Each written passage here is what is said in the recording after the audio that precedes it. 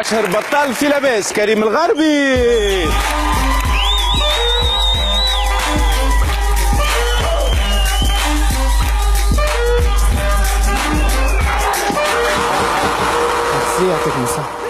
أنا في السنين اللي قعدتهم بطال قعدت نتفكر مرة كيفاش قبل كي كنت نقرا في كل سلاعة لازمني ندبر خدمة نطر منها مصروف ما تكسرش راسك، خاصة في الصيف.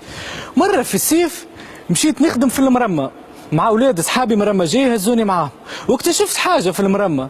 اكتشفت المرمجيه التوانسه ديما يلبسوا المراول نتاع فيها مسامي نتاع جوارات الكوره، معناها تدخل الشانتي عادي تلقى بيرلو يحرش في الليغا، تشافي ونيستا تلقاهم يركبوا في البارتير نتاع الفيراندا، تيري اونري قاعد يسيمن في الدروج، مالديني حاد كاستيه كاوي مروح على الكانون، وكوشال برا قاعد يهبط في الياجور.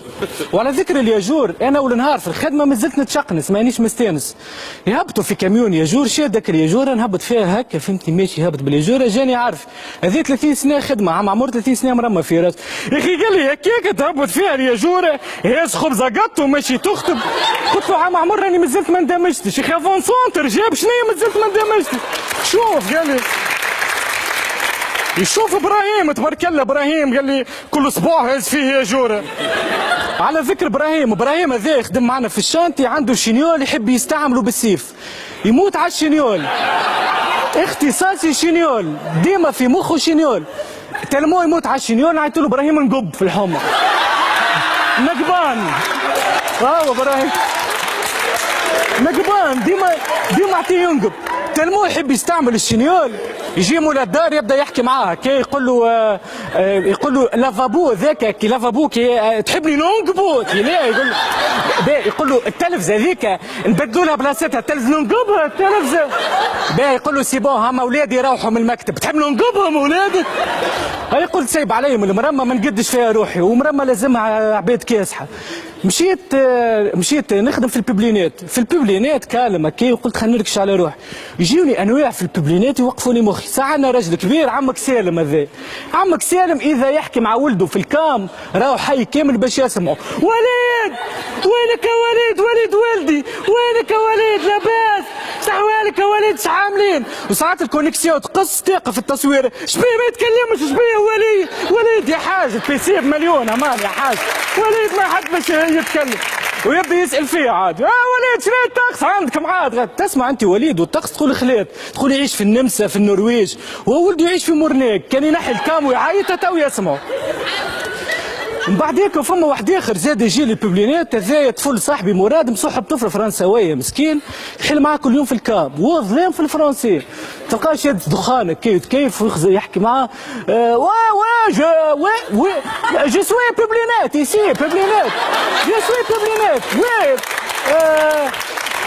تخزر له هيا كي تقول له تي تري مليون بعثي لي 1 مليون 2 مليون بعثي نورمال 3 مليون بعثي لي 3 مليون بعثي لي ريغلي لي الامور.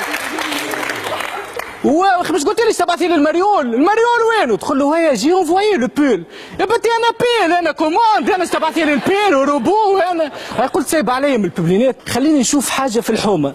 مشيت لعم ابراهيم هذي فطايري في حومتنا قلت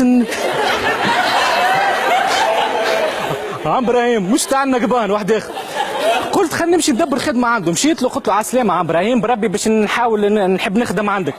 قال لي قبل كل شيء رانا نحلوا الخمسه نتاع الصباح. عليه جامع التوبه قلت له تحل الخمسه نتاع الصباح عليه تحل الخمسه نتاع الصباح معناها انا في خدمه 3 سردوك مصري انا باش في خدمه 3 وقتاش نروحوا ما ساعتين تاع الليل يا كباري هذا مش فطاير يجيب زازه تعمل لك الفطاير. قلت له سايب ياك هاو خلي ذيك الخدمه هي وقداش من ساعه خدمه 19 ساعه ساموراي. قلت له وين هي رقل انا 19 ساعه تعرف كيفاش عم ابراهيم؟ قلت له اعطيني كعبه فطاير دبل عظم اعطيني. ميرسي عليك عم ابراهيم. قداش عم ابراهيم؟ قال لي 2000. لحظه برك عم ابراهيم نحكي لك حكايه. قال لي تفضل. دحدحني كان ما زلت تشبحني